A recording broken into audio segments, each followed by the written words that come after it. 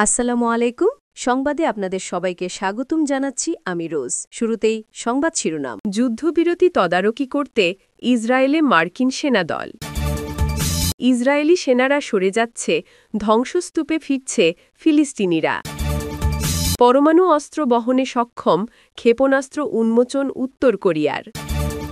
Israeli জিম্মিরা মুক্তি পাবে সোমবার, ট্রাম্প। এতক্ষণ শুনছেন সংবাদ শিরোনাম, এখন বিস্তারিত। যুদ্ধবিরতি তদারকি করতে ইসরায়েলে মার্কিন সেনাদল। গাজায় যুদ্ধবিরতি কার্যকর করার তদারকি মিশনের অংশ হিসেবে মার্কিন সেনারা ইসরায়েলে পৌঁছাতে শুরু করেছে বলে জানিয়েছে এবিসি নিউজ। প্রতিবেদনে মার্কিন কর্মকর্তাদের উদ্ধৃতি দিয়ে বলা হয়েছে, যুক্তরাষ্ট্র এবং মধ্যপ্রাচ্যের বিভিন্ন ঘাঁটি থেকে প্রায় ২০০ সদস্যের একটি দল এই সপ্তাহান্তে ইসরায়েলে পৌঁছাবে। এরই মধ্যে মার্কিন সেনা সদর দপ্তরের সেন্টকমের প্রধান অ্যাডমিরাল ব্রাড কুপার বৃহস্পতিবার ইসরায়েলে পৌঁছেছেন। কর্মকর্তারা জানিয়েছেন, মার্কিন সেনারা গাজা যুদ্ধবিরতি বাস্তবায়নের জন্য একটি যৌথ নিয়ন্ত্রণ কেন্দ্র গঠনে সহায়তা করবে। তারা ইসরায়েলি সেনাবাহিনীর আইডিএফের সঙ্গে সমন্বয় করে অন্যান্য দেশীয় নিরাপত্তা বাহিনীগুলোর কার্যক্রমও একীভূত করার দায়িত্বে থাকবেন। তবে কোনো মার্কিন সেনা গাজা উপত্যকায় প্রবেশ করবে না বলে নিশ্চিত করেছেন কর্মকর্তারা। এই মিশনে মিশর, কাতার, তুরস্ক এবং সম্ভাব্যভাবে সংযুক্ত আরব আমিরাতের সামরিক কর্মকর্তারাও অন্তর্ভুক্ত থাকবেন। দলটির কেন্দ্র পরিচালিত হবে মিশর থেকেই।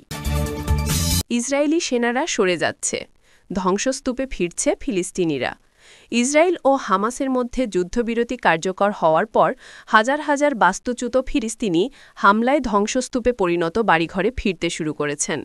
শুক্রবার সেনারা গাজার কিছু এলাকা থেকে পিছু হটা শুরু করলে গাজাবাসীরা দলে দলে ধুলায় মোড়া রাস্তায় হেঁটে গাজা সিটির দিকে ফিরতে শুরু করেন। ইসরায়েলি সেনাবাহিনী জানিয়েছে, শুক্রবার স্থানীয় সময় দুপুরে অর্থাৎ বাংলাদেশ সময় শুক্রবার বিকাল ৩টায় যুদ্ধবিরতি আনুষ্ঠানিকভাবে কার্যকর হয়েছে। এর রূপরেখা অনুযায়ী ইসরায়েলি সেনারা এখন বিভিন্ন স্থানে অবস্থান নিয়েছে বলে জানানো হয়েছে।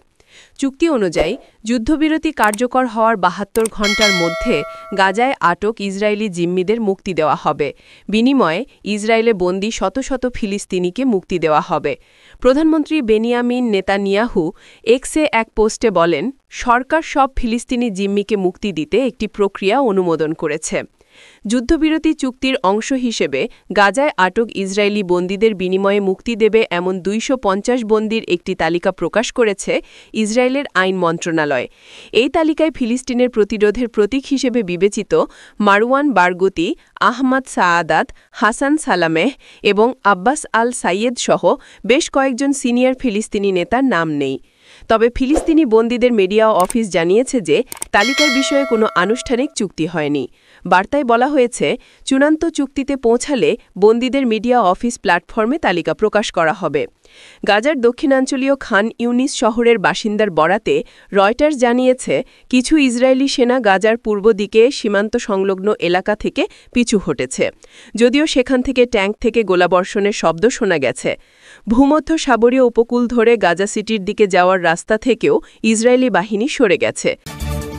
পরমাণু অস্ত্র বহনে সক্ষম ক্ষেপণাস্ত্র উন্মোচন উত্তর কোরিয়ার।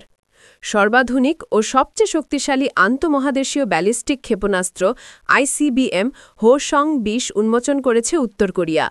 পিয়ংইয়ংয়ে ক্ষমতাসীন ওয়ার্কার্স পার্টির ৮০তম প্রতিষ্ঠাবার্ষিকী উপলক্ষে আয়োজিত সামরিক কুচকাওয়াজে দেশটির সর্বোচ্চ নেতা কিম জং উনের উপস্থিতিতে এই ক্ষেপণাস্ত্র উন্মোচন করা হয়।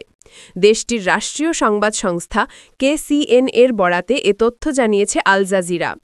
শুক্রবার ১০ অক্টোবর প্যারেডে উত্তর কোরিয়ার দীর্ঘপাল্লার কৌশলগত ক্রুজ ক্ষেপণাস্ত্র, ড্রোন লঞ্চ যানসহ বেশ কিছু অত্যাধুনিক অস্ত্র প্রদর্শন করা হলেও সবচেয়ে বেশি গুরুত্ব পায় হোসং-২০ আইসিবিএম। KCNA-এর দাবি, এটি দেশটির সেনাবাহিনীর সবচেয়ে শক্তিশালী পারমাণবিক কৌশলগত অস্ত্র ব্যবস্থা। ১১ অক্ষ বিশিষ্ট বিশাল এক লঞ্চার ট্রাকে স্থাপন করা হোসং-২০ এই প্রথম জনসমক্ষে আনা হয়। কয়েক সপ্তাহ আগে উত্তর কোরিয়া কার্বন ফাইবার দিয়ে তৈরি নতুন সলিড ফিউয়েল রকেট ইঞ্জিন পরীক্ষার ঘোষণা দিয়েছিল। নতুন প্রজন্মের আইসিবিএমে ব্যবহারের জন্যই ইঞ্জিনটি তৈরি করা হয়েছে বলে দাবি করা হয়।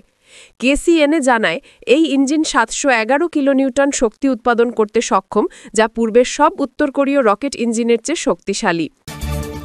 ইসরায়েলি জিম্মিরা মুক্তি পাবে সোমবার, ট্রাম্প।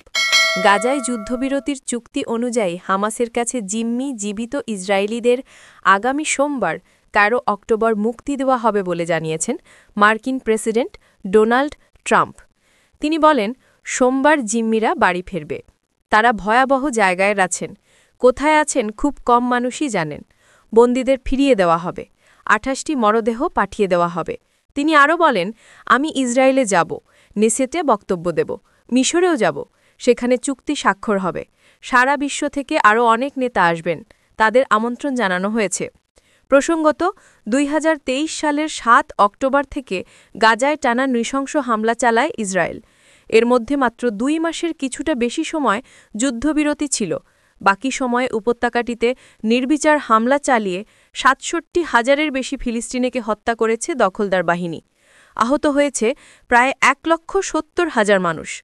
এদিকে শুক্রবার ইসরায়েল ও হামাসের মধ্যে যুদ্ধবিরতি কার্যকর হওয়ার পর হাজার হাজার বাস্তুচ্যুত ফিলিস্তিনি হামালে ধ্বংসস্তূপে পরিণত বাড়িঘরে ফিরতে শুরু করেছেন। শুক্রবার সেনারা গাজার কিছু এলাকা থেকে পিছু হটা শুরু করলে গাজাবাসীরা দলে দলে ধুলায় মোড়া রাস্তায় হেঁটে গাজা সিটির দিকে ফিরতে শুরু করেন।